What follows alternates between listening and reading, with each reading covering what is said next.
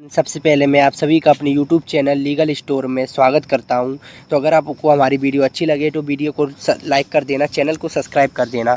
आपका एक सब्सक्राइब हमें बहुत मोटिवेशन देता है। तो चलो वीडियो को स्टार्ट करते हैं। तो सबसे पहले हम आज पढ़ेंगे आर्टिकल 13।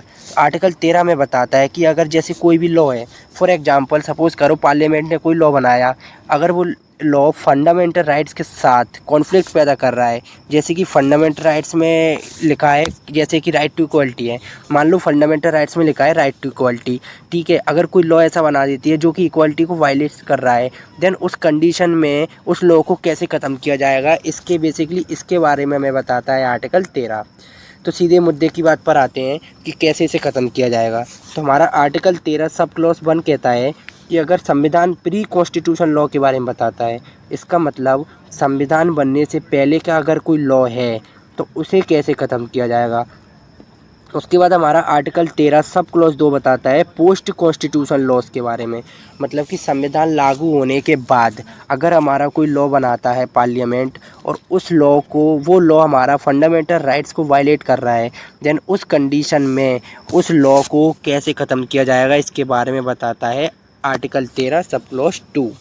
इसके बाद हमारा आता है आर्टिकल 13 सब क्लॉज 3 जो कि है व्हाट इज लॉ। अब बेसिकली ये हमारे पार्लियामेंट ने बाद में अमेंड करके डाला है। इसमें बताता है कि लॉ क्या होता है। तो लॉ की डेफिनेशन दी है इन्होंने।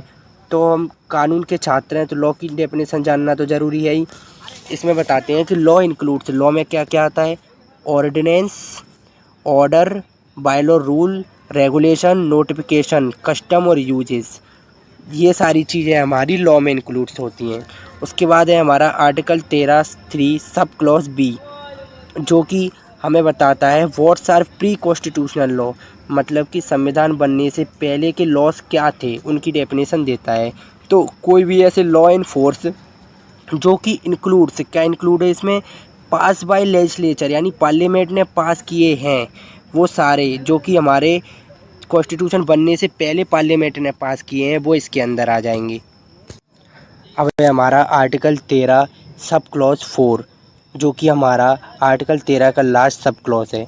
ये इसमें 24 अमेंडमेंट हुआ था। इस अमेंडमेंट के थ्रू इसमें ये जोड़ा गया था कि nothing in this article shall apply to any amendment, जो कि अंडर आर्टिकल 368 के थ्रू होता है। अब इसका क्या मतलब है, सीधी भाषा में बात करें तो आर्टिकल 368 जो कि पार्लियामेंट को ये पावर देता है कि पार्लियामेंट कॉन्स्टिट्यूशन के किसी भी हिस्से को अमेंड कर सकता है, सिर्फ डॉक्ट्रिन ऑफ बेसिक स्ट्रक्चर को छोड़कर, मतलब बेसिक स्ट्रक्चर को छोड़कर पार्लियामेंट के किसी भी हिस्से को अमेंड किया जा सकता है। जबकि आर्टिकल 13 सब क्लॉज 4 कहता है कि जो ये 368 का अमेंडमेंट है वो इस आर्टिकल पर अप्लाई नहीं होगा, यानी आप इस आर्टिकल को अमेंड नहीं कर सकते हैं। उसके बाद हमारा आता है डॉक्ट्रिन ऑफ सेवरेनिटी।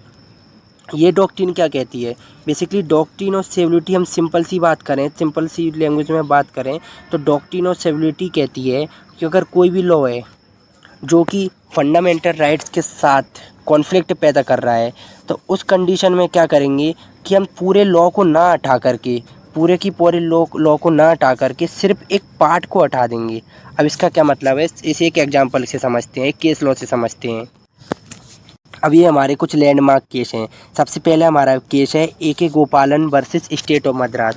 ये केस हमें डॉक्ट्रिन ऑफ सेवरेनिटी के बारे में बताते हैं। अब देखो कैसे, यहाँ पर एक पार्लियामेंट ने एक लॉ पास किया था जो कि है प्रिवेंशन डिटेंशन एक्ट। इस एक्ट में बेसिकली क्या था कि ये जो एक्ट है जो फंडामेंटल राइट्स के साथ कॉन्फ्लिक्ट पैदा कर रहा था, फंडामेंटल राइट का वायलेशन कर रहा था। अब जब ये फंडामेंटल राइट का वायलेशन कर रहा है तो यहाँ पर क्या किया गया कि डॉक्ट्रिन ऑफ सेवरेनिटी लगाई गई। डॉक्ट्रिन ऑफ सेवरेनिटी कैसे लगाई गई कि डॉक्ट्रिन ऑफ सेवरेनिटी का मतलब है कि पूरे उस एक्ट को ना हटा करके उसमें जो भी चीज़ फंडामेंटल राइट्स के साथ कॉन्फ्लिक्ट पैदा कर रही है उसको हटा दो। अब जैसे कि प्रिवेंशन डिटेंशन एक्ट है, इस पूरे को ना नहीं हटाया गया, इसमें से कुछ लॉ जो थे जो कि कॉन्फ्लिक्ट कर रहे थे उनको हटा दिया गया।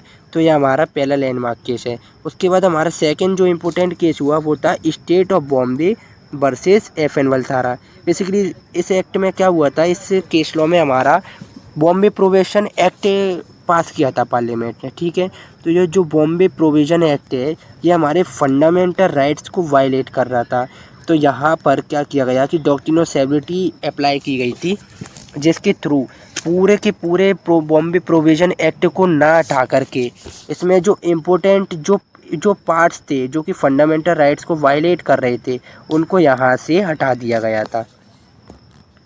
हमारा जो सेकंड इम्पोर्टेंट डॉक्ट्रीन है वो है डॉक्ट्रीन ऑफ इक्लिप्स, मतलब कि जिसका सिंपल सा मीनिंग होता है टू हाइड, मतलब कि हाइड करना। अब हाइड करने का क्या मतलब है, इसे अगर हम सिंपल लैंग्वेज में समझें तो जैसे कि कोई भी लॉ है जो कि फंडामेंटल राइट्स के साथ कॉन्फ्लिक्ट कर रहा है तो उस पूरे लॉ को हटाना नहीं है, ना कि उसमें से कोई पार्ट हटाना है।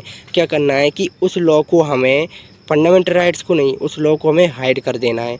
जब हम इस लॉ को हाइड कर देंगे तो क्या होगा कि जब फंडामेंटल राइट से फ्यूचर में कभी अमेंड किया जाता है देन वो लॉ इन्फोर्समेंट में अपने आप आ जाएगा। तो हम इसे एक एग्जांपल के केस लॉ के थ्रू समझते हैं। ये हमारा एक केस लॉ है ड्रेन Dakshraj versus state of MP. इसमें बेसिकली क्या होता है कि हमारा एक लॉ पास होता है मोटर ट्रांसपोर्ट का जो कि फंडामेंटल राइट्स के साथ कॉन्फ्लिक्ट कर रहा होता है। तो इसमें डॉक्ट्रिन ऑफ इक्लिप्स लागू की गई। इसका मतलब कि ये जो लॉ पास किया था ट्रांसपोर्ट का, इस लॉ को हाइड कर दिया गया। अब क्या होगा कि जब इन फ्यूचर में कभी वो फंडामेंटल राइट्स अमेंड किया जाएगा तब ये जो एक्ट है ये अपने इन्फोर्समेंट में आ जाएगा।